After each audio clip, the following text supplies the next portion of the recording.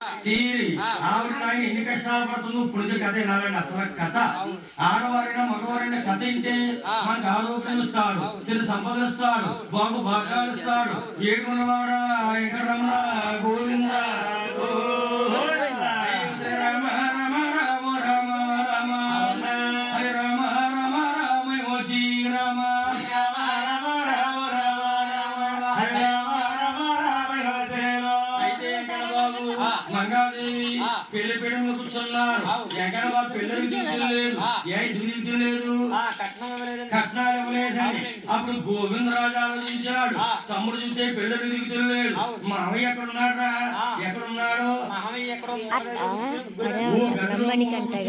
పెళ్లికి మీకు సున్నం ఉంటే చిత్ర విచిత్రమైన ముగ్గులు పెడుతున్నాడు. ఎందుకు ఇక్కడ ఉంటే కట్నాలు అడుగుతారని గదిలో ఎక్కడ మూలన్నాడు. గోవిందరాజు వెళ్ళాడు. ఈ పిల్లలకి దిగుతలేదు, చుట్టాలకు భోజనాలు లేవు, ఆకలి వేసేస్తున్నాయి అని మహారాజు దగ్గరికి వెళ్ళి అడుగుతున్నాడు. మామయ్య ఓయోయే మామయ్య మామదారు కూడా కట్నాలు హోమిచోతే రాలే మామయ్య మామదారు కూడా మంచోడు కాదు. మా తమ్ముడికి డబ్బు ఇస్తానంటే, బంగారం ఇస్తానంటే, లేదా ముప్పు తిప్పలు పెడతాడు. నా తమ్ముడు మంచోడు కాదు, కట్నం ఇవ్వ మామయ్య అని అడిగాడు.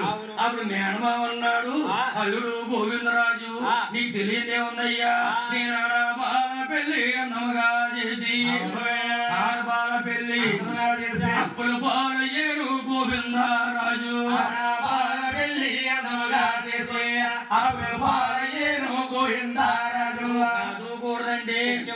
పండాయండన భూమి, 10 పుట్లు, ఎద్దు దొక్కన భూమి, 1000 పుట్లుంది. కాగితాల కోసం మీరు ఎట్టుకుంటే మీ పేర రాస్తానల్లుడు అన్నాడు. గోవిందరాజు చిరునవ్వు నవ్వుకున్నాడు. మావయ్య ఎప్పుడైనా నా తమ్ముడు నీకు అల్లుడు కాపాడు, మరి నువ్వు నా తమ్ముడికి మీరు ఒకటే. ఈ చుట్టాలందరూ కూడా వచ్చారు, భోజనాలు లేవు, ఆకలి వేస్తుంది, మీరు ఒకటి అయిపోతారు, మీరు మిస్ అయిపోతాం.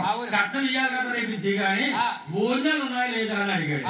ఏ భోజనాలు ఎందుకు లేవండి, ఇప్పుడు పెళ్లిళ్ళు లేరు, అప్పుడు పెళ్లిళ్ళు లేరు, అప్పుడు పెళ్లిళ్ళు ఎలాగా, పెళ్లి అవ్వాలి, అచ్చింతలు ఇయ్యాలి, పెళ్లి కొడుకు పెళ్లి కూతురు దిగాలి, పెళ్లిపేట, అప్పుడు భోజనాలు పెట్టేవాళ్ళు. మరి ఇప్పుడు పెళ్లిళ్ళు ఎలాగా, ముందు భోజనాలు తర్వాత పెళ్లి. చుట్టాలు వస్తున్నారు, ఎక్కడో పెళ్లి చూస్తలేదండి, ఎక్కడ రాస్తున్నారు, భోజనాలు ఎక్కడ పెడుతున్నారు. తింటాం రాసేస్తాం అంటే తింటాం బండి ఎక్కేస్తాం పెళ్లి అచ్చంద్రేసుకోలేరు.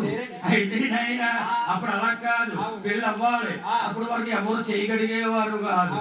అప్పుడు గోవిందరాజు అన్నాడు, మావయ్య గంగాలో కనపడలేదు, గాడి పోయి కనపడలేదు, పొగ రావలేదు, వంటలు చేయలేదు, ఎలాగ భోజనాలని అడిగాడు. గోవిందరాజుతో మేనమామ అన్నాడు, నేను కట్నం ఎలా పోయాను, భోజనం పెట్టలేదా, అడవిలో కల్లా మునీశ్వరుడు ఆశ్రమం వెళ్ళాడు. కామధేనుమని గోమాతను తీసుకొచ్చాడు. ఇది తుడిసేరు ఇతరులేసేరు, ఇది తుడిసేరు ఆగా గోమయాన్ని వెళ్ళుతుంది.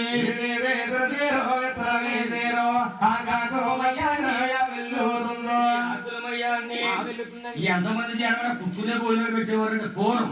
ఇప్పుడు ఏమన్నా ఈ స్కూళ్ళు దారిలో ఉన్నాయా, అప్పుడు కింద కూర్చుని భోజనం చెయ్యాలి, భోజనాలు పెట్టేవారు. ఇప్పుడు కింద భోజనం పెడితే కూర్చుని పైకి లేడండి, తింటమాడంటే తిన్నాకి అవుతలేదు, లేకలేకపోతున్నా ఏ బలాలతో కృషి చేసిన అదే ఆయన. అలాగే ఆయన పూర్వాకమయాన్ని ఆగలుతుంది. ఆవిడ ఎన్ని సెంట్లు, 5 సెంట్లు, 5 పాల్చి ఆయన 5 ఉంటాయా? అయ్యో తొలుకుంటా మరి ఏమి తొలగి ఊరూరు గారూరు తొలగుతున్నాయి.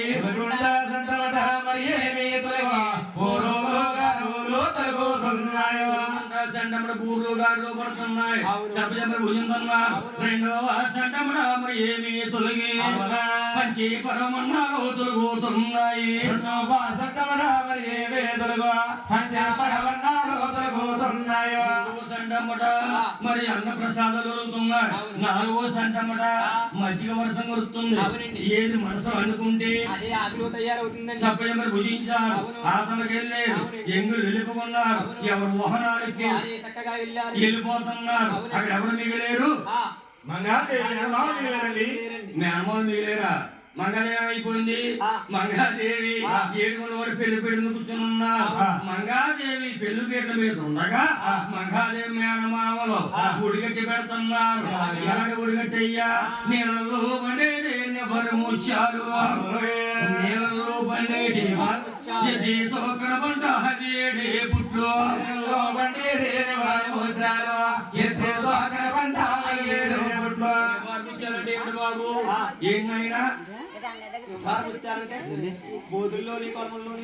పెంచుతారండి సరిగా ఆకండి లైన్ వస్తారు మళ్ళీ కొడుకుని వస్తారండి గోవింద గోవింద నేను గోవింద అన్నప్పుడు అందరూ అన్నాడు తల్లి ఈ ముందు వస్తుందని గోవింద అని ఇంతగా అనాలో అంటే ఏంటో నేను చెప్తాను మీరు అనలేకపోయామో అనుకుంటారనమాట అంత పవిత్రమైన బంధం ఉంది గోవింద ఈ సభ్యుల పూజ అందరూ వెళ్ళిపోయారు మంగాదేవి మేనమావలో మంగాదేవికి ఎలాంటి ఉడిగట్టు నీళ్ళల్లో పండేటి ఎద్దు తొక్కన భూమి ఎద్దు తొక్కంది 1000 పుట్లు పెట్టారు నువ్వు వారు కూర్చోవాలంటే ఏమిటో తెలుసా ఎద్దు తొక్కకూడదు ఎంగిలైపోద్ది అనే బోధుల్లోని కొవ్వల్లోని దుబ్బు బయలుదేరి వారికి ఉర్ర వద్దండి 3 డేసి అది కోసుకొచ్చి